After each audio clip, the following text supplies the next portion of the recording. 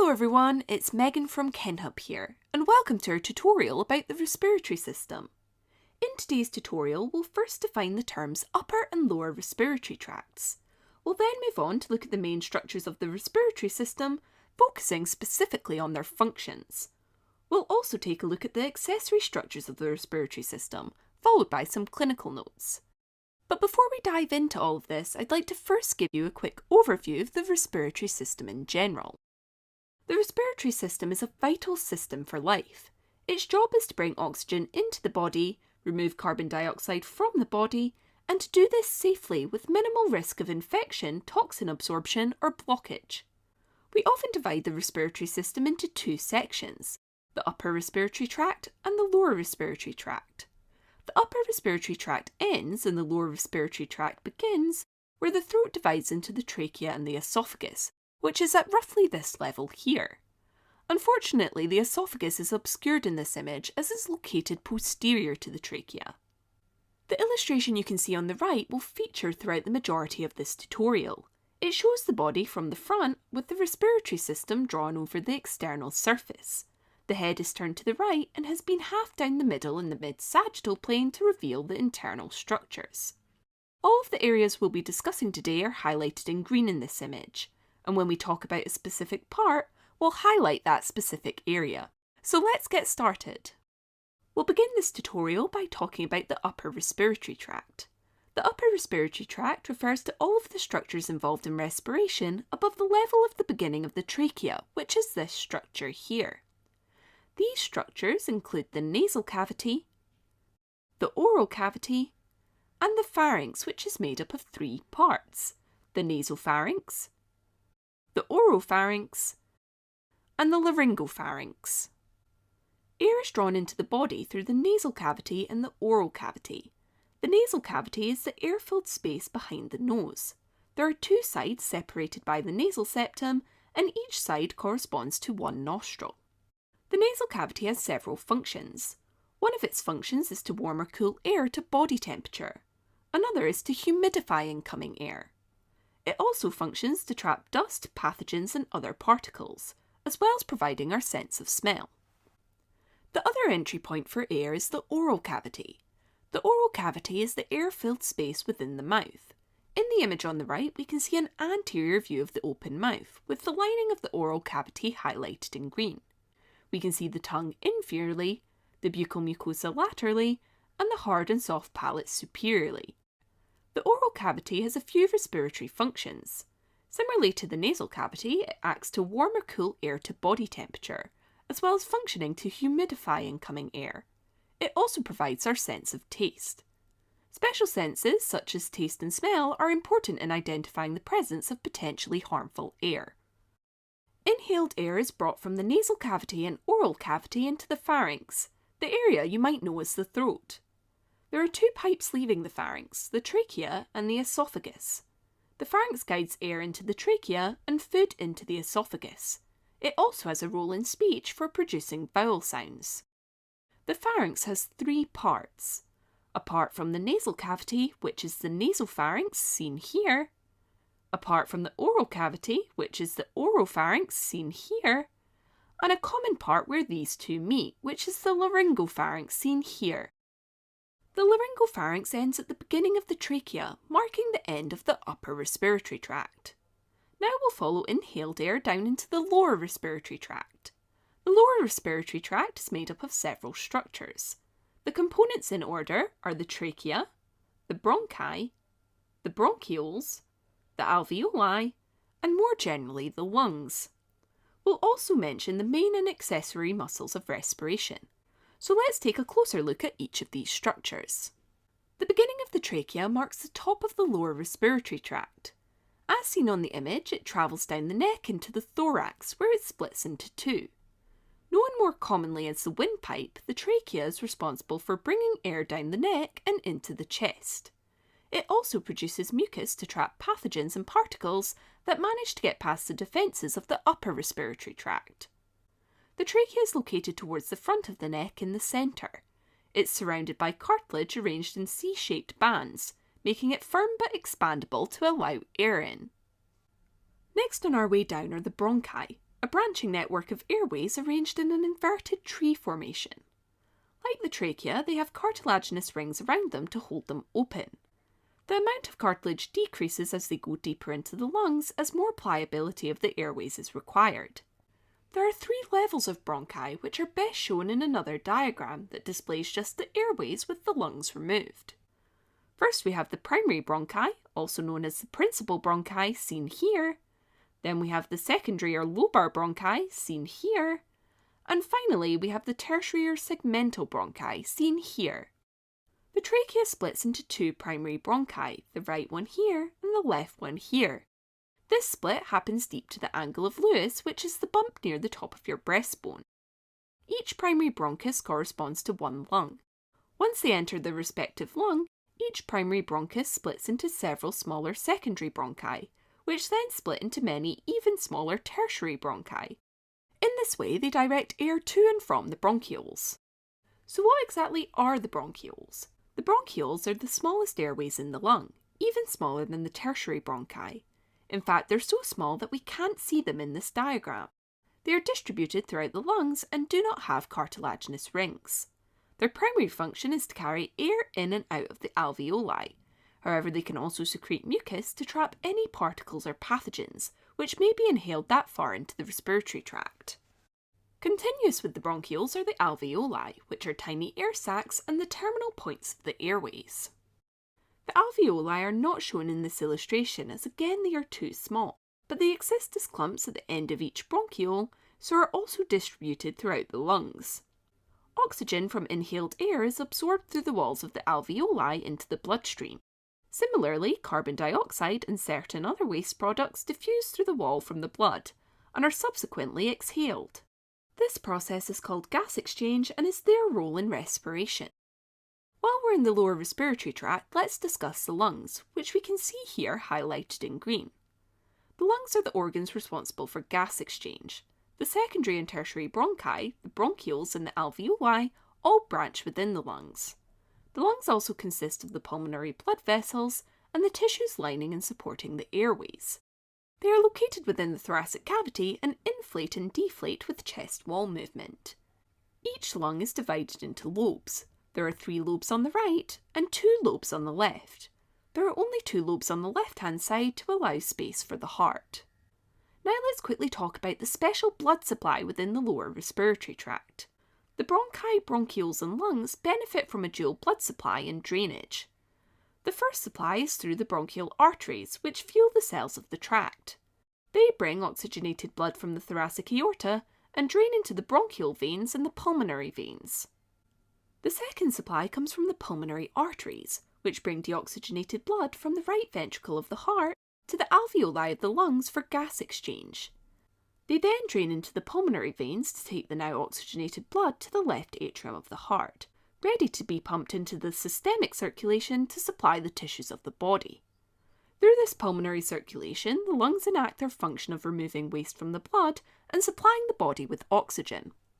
In order to move air in and out of the lungs, the chest wall must expand and compress. It achieves this through a series of muscles. At rest, 2 groups of muscles are involved, the first of which is the diaphragm, which is a large concave muscle that separates the thoracic and abdominal cavities. When it contracts, it flattens, which compresses the abdominal cavity and expands the thoracic cavity, creating a negative pressure in the lungs, which subsequently draws air in. When the diaphragm relaxes, it springs back to its original position to increase the pressure in the thoracic cavity and force air out of the lungs. The lungs and the chest wall have an innate elasticity, which assists with this passive exhalation. The external intercostal muscles are a set of muscles found between the ribs. They use the stability of the spine to pull against, bringing the ribs up and out like a bucket handle. This expands the thoracic cavity, decreasing the intrathoracic pressure, and subsequently draws air into the lungs. Now that we've talked about the main muscles of respiration, it's time to focus on the accessory muscles of respiration. In periods of increased metabolic demand, in other words when more oxygen or waste removal is required, accessory muscles are activated to increase the depth and rate of breathing. We'll use diagrams showing just the skeleton and muscles to display where they are. Let's run through some of the main ones, starting with those that assist inspiration. The sternocleidomastoid muscle and the scalene muscles attach to structures above the ribs. When they contract, they pull the ribs up and out, assisting the external intercostal muscles. Here we can see the sternocleidomastoid, which originates from the sternum and clavicle and then inserts on the mastoid process of the skull.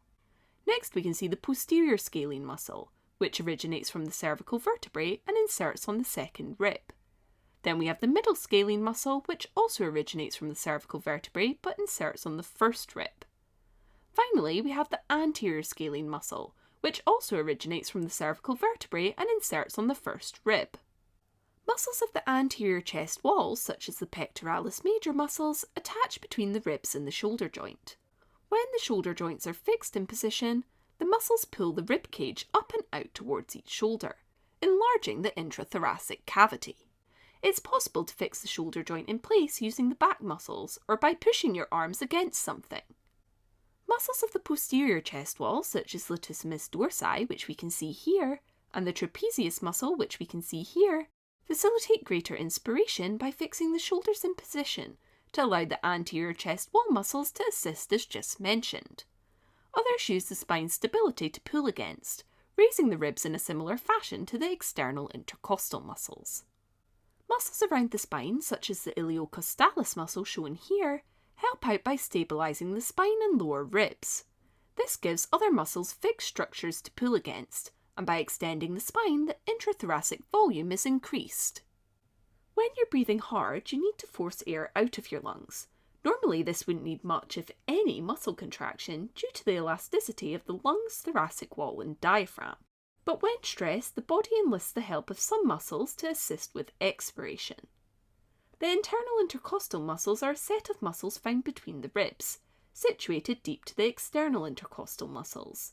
They pull the ribs down and together to increase the intrathoracic pressure and push air out. The abdominal wall muscles also help, and there are 4 muscles in this group. These muscles include the rectus abdominis muscle seen here, the internal oblique muscle seen here, the external oblique muscle seen here, and finally the transversus abdominis muscle seen here. When these muscles contract, they increase the pressure inside the abdominal cavity. This forces the diaphragm upwards, which increases the pressure in the thoracic cavity and helps push air from the lungs. Now that we've covered the main structures of the respiratory system, let's go on to discuss the accessory structures. The accessory structures, which we can now see highlighted in green, generally have 2 main functions. One is to help optimise gas exchange, and the other is to minimise risks to the airway. There are quite a few structures, but we'll work our way through them in a similar way to before, following the path of inhaled air. At the beginning of this tutorial, we talked about the nasal cavity and its functions. To help maximise its ability to carry out these functions, the nasal cavity has some accessory structures within it. These are the nasal conchae and nasal meatus. The nasal conchae are curled shelves of bone protruding from the skull. In the image on the right, we can see the superior, middle and inferior nasal conchae highlighted in green. Between the nasal conchae are the nasal meatus, which are these air-filled areas of the nasal cavity we can now see highlighted in our image. Together, the nasal conchae and meatus function to increase the surface area of the nasal cavity. This optimises its ability to control the temperature and humidity of inhaled air and provides more opportunity to catch particles and pathogens. The conchae also cause turbulence of inhaled air, which enhances smell detection. Another important structure in the nasal cavity is the cribriform plate, which we can see here highlighted in green. It's part of the ethmoid bone of the skull and forms the superior aspect of the nasal cavity.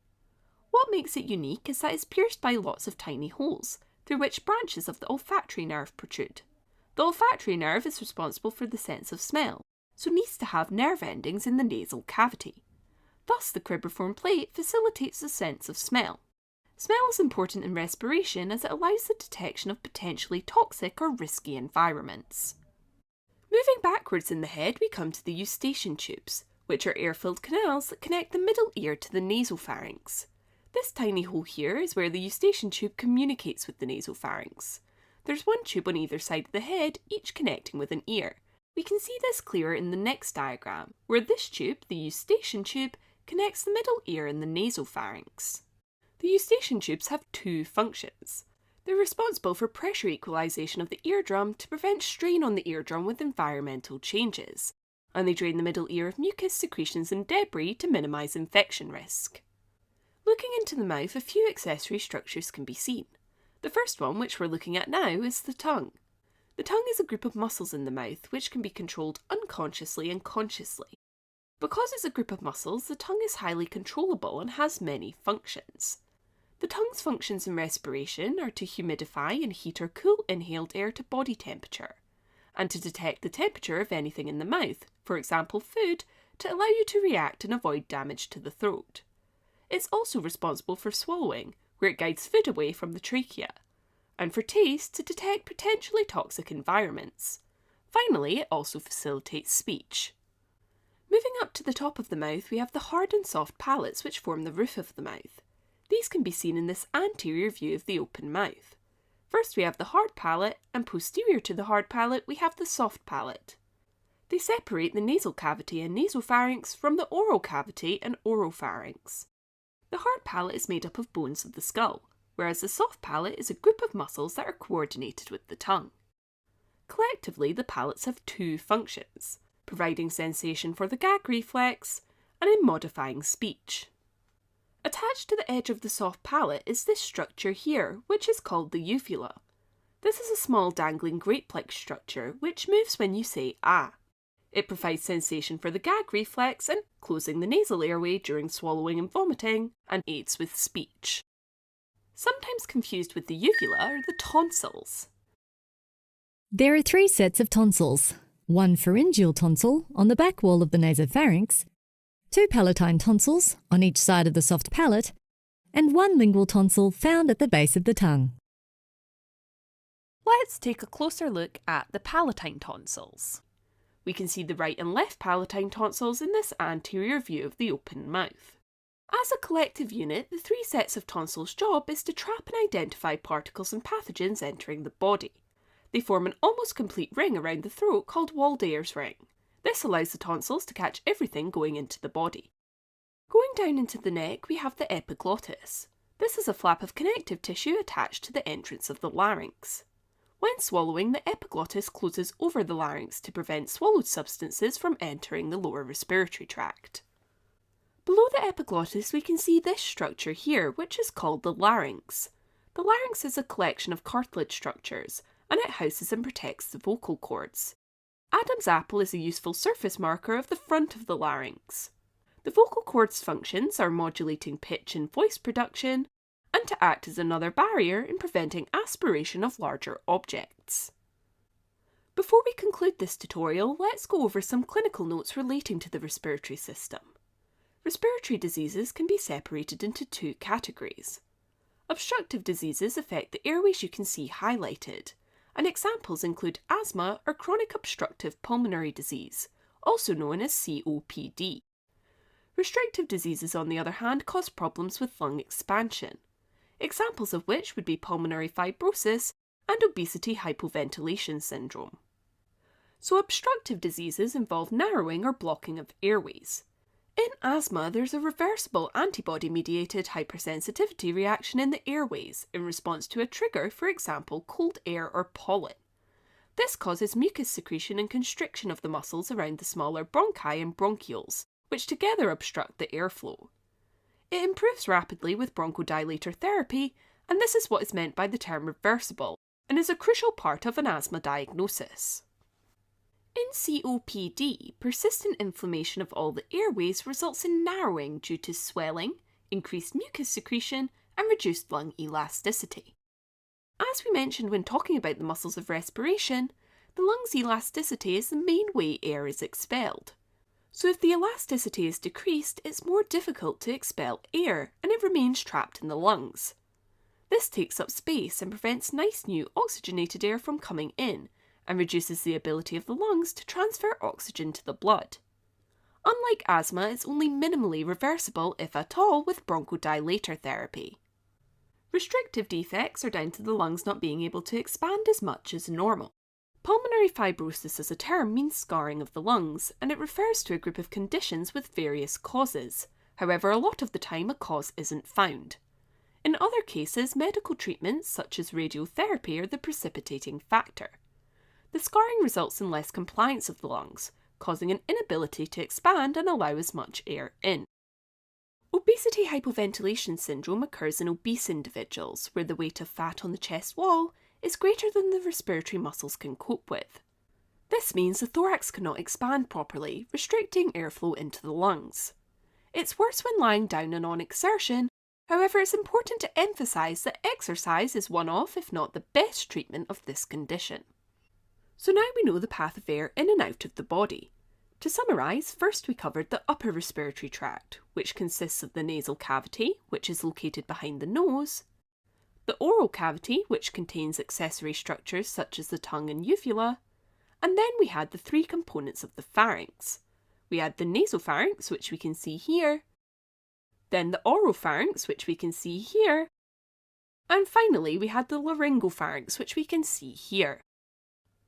Then we dived into the lower respiratory tract, which is made up of the trachea, which bifurcates into the two principal bronchi. The principal bronchi further divide into the secondary and tertiary bronchi until they give off the bronchioles, which are continuous with the alveoli. We also mentioned the lungs as the respiratory unit that contains the secondary and tertiary bronchi, the bronchioles and the alveoli. We also talked about the main muscles of respiration, namely the diaphragm, which we can see here, and the external intercostal muscles, which we can see here. Once we'd gone over the main muscles of respiration, we looked at the accessory muscles of respiration, including the sternocleidomastoid muscle, the posterior scalene, middle scalene, and anterior scalene muscles, the anterior chest wall muscles, such as the pectoralis major muscles, the posterior chest wall muscles, for example the latissimus dorsi and trapezius muscles, as well as the spinal muscles like the iliocostalis muscle. We also looked at the internal intercostal muscles, which are found between the ribs, and finally the abdominal wall muscles. Lastly, we looked at the accessory structures of the respiratory tract, which are the nasal conchae and nasal meatus. Here we can see the superior, middle and inferior nasal meatus highlighted in green. Then we had the cribriform plate, which is located at the roof of the nasal cavity, followed by the eustachian tubes, which are represented by this tiny hole here. Then we had the tongue, which is located at the floor of the mouth, and the hard and soft palates, which form the roof of the mouth. Next we had the uvula, which is continuous with the soft palate, and the tonsils, of which there are three types. In this image we can see the palatine tonsils. Next we had the epiglottis, which prevents food from entering the lower respiratory tract, and finally we had the larynx, this structure here which houses the vocal cords. So that brings us to the end of our tutorial on the respiratory system. I hope you enjoyed it and thank you for listening.